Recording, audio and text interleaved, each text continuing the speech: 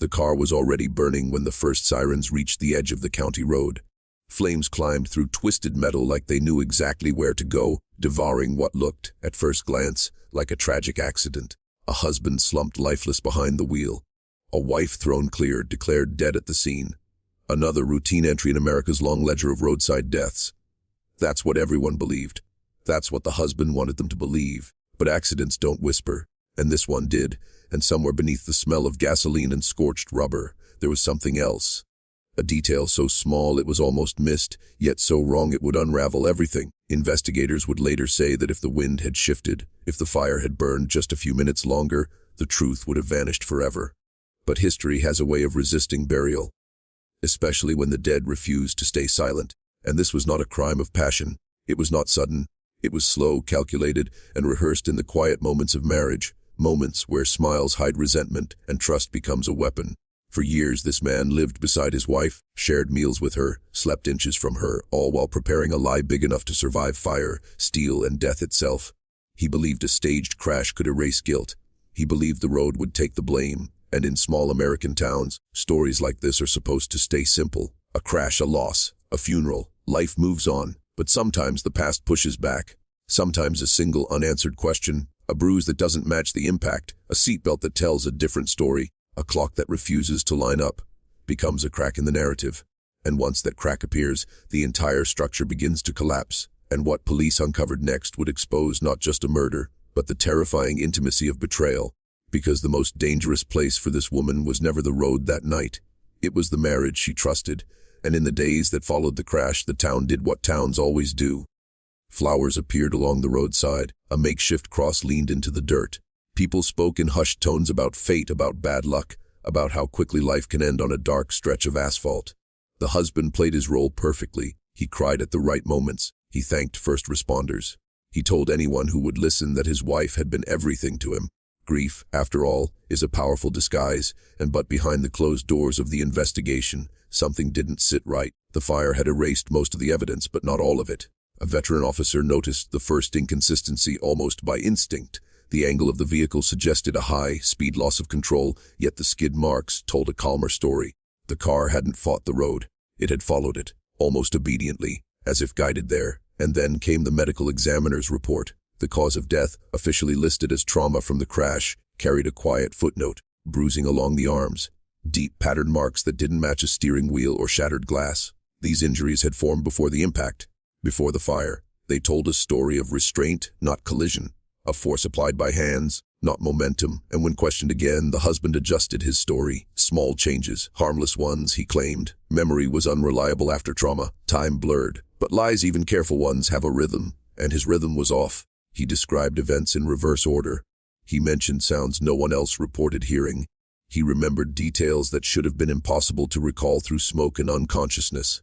And investigators began to pull at the thread. Financial records revealed a life insurance policy quietly expanded just months before the crash. Friends spoke of arguments that never reached police ears. A marriage that looked stable from the outside, but rotted quietly within. Control disguised as care. Jealousy mistaken for devotion. And the crash was no longer an accident. It was a stage. And the husband, once the grieving survivor, was becoming something else entirely in the eyes of the law. Not a victim of fate, but an author of death. And as detectives widened their focus, the past began to surface in fragments.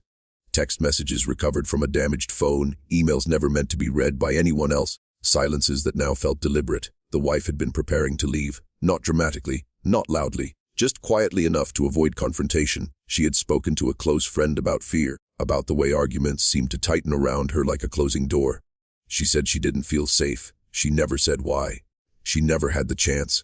And the husband's public grief started to crack under private scrutiny. Neighbors recalled late-night shouting, the kind that stops abruptly when someone realizes they're being heard. Co-workers mentioned how he monitored her movements, how he appeared unexpectedly, how his concern always felt slightly off. Not loving, possessive, the kind of attention that leaves no room to breathe, and the most disturbing revelation came from the vehicle itself. Hidden beneath layers of fire damage, a forensic specialist found that the driver's seat had been adjusted far back, too far for the wife's height. She couldn't have driven comfortably that way. But the husband could, which meant something unthinkable had happened before the crash. Someone had moved her body. Someone had placed her where she didn't belong, and police reconstructed the night in slow motion. An argument. Escalation. Hands where hands should never be.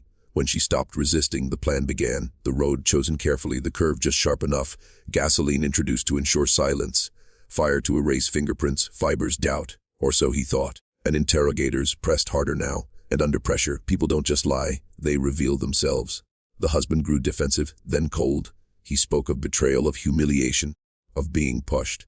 Words that tried to share the blame with the dead. That, more than anything, confirmed what investigators already knew. Accidents don't come with justifications.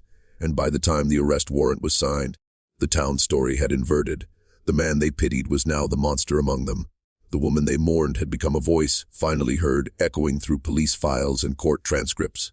But the most unsettling part was still to come, because the detail that broke the case open wasn't the bruises, or the seat, or the money. It was something almost invisible, something hiding in plain sight, and it was a single photograph that shifted everything. Taken by a passing motorist moments before the flames consumed the vehicle, it was originally dismissed as useless. Blurred, poorly lit, barely legible. But when a forensic analyst enlarged the image frame by frame, a detail emerged that should not have existed. The wife's seatbelt was fastened, perfectly aligned, untorn. Not locked from the force of impact. It hadn't done what seatbelts do in high-speed crashes. It hadn't saved her, because it was buckled after she was already gone. And that detail rewrote the entire timeline.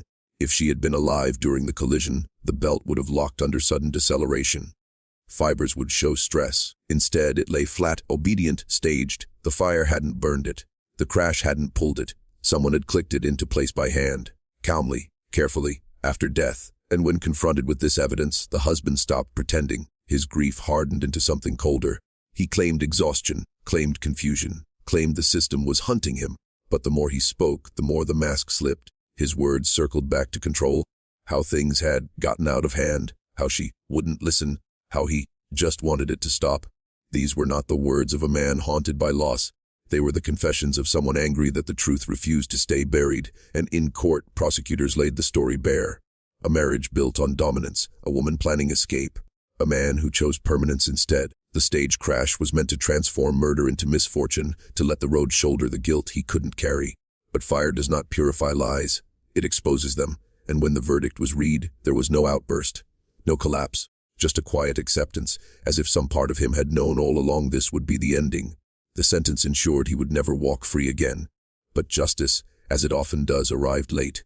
Too late for the woman who trusted him, too late to undo the final ride she never chose, and yet, her story remains, not as an accident, not as a statistic, but as a warning that the most convincing lies are often the ones we want to believe. And even after the trial ended and the headlines faded, the case refused to rest.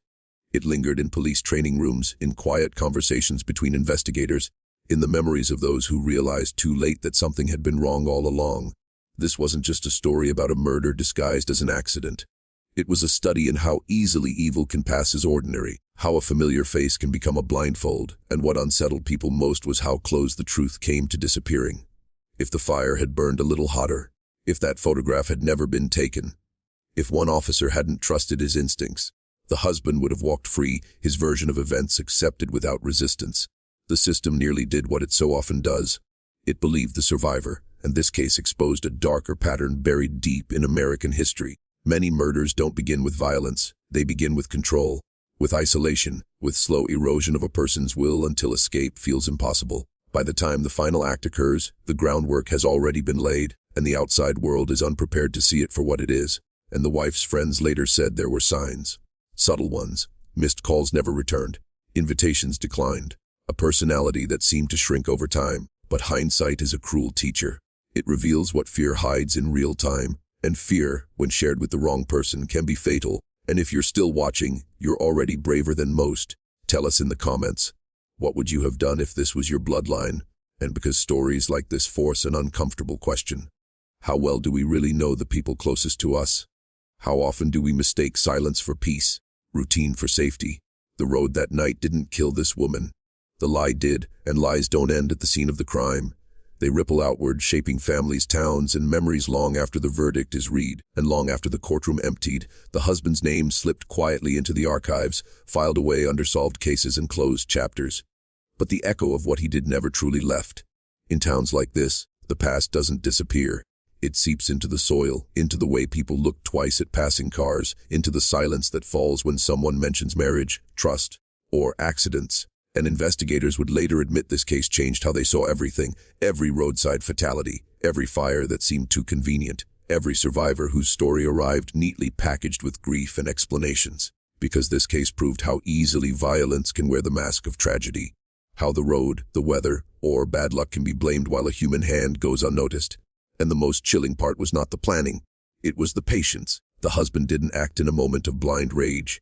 He waited, he observed, he learned how systems work, how people assume, how quickly sympathy replaces suspicion. He understood that Americans are taught to trust appearances, the grieving spouse, the burned wreckage, the finality of death certificates. He almost won because of that trust. And for the victim's family, closure never arrived the way movies promise. There was no relief in knowing the truth, only a deeper ache, the knowledge that her final moments were shaped by someone she once loved. Someone who memorized her habits, her fears, her silence, and used them against her. That is a different kind of horror, one that doesn't fade with time, and cases like this remind us that history isn't just written in wars and scandals. It's written in kitchens, in bedrooms, in parked cars on quiet roads. It's written in the private decisions people make when they believe no one is watching. And sometimes the most disturbing chapters are the ones that almost never get read. And there is a reason stories like this stay with us. Not because of the fire, or the courtroom, or the sentence handed down in the end. They stay because they force us to confront something deeply uncomfortable. That the line between safety and danger is often thinner than we want to believe. That the person most capable of destroying a life is sometimes the one closest to it. And in the official records, this case is summarized in a few cold sentences, dates, charges, evidence, a conviction. But what those files can't capture is the quiet terror that preceded the crime. The long nights, the unspoken fear.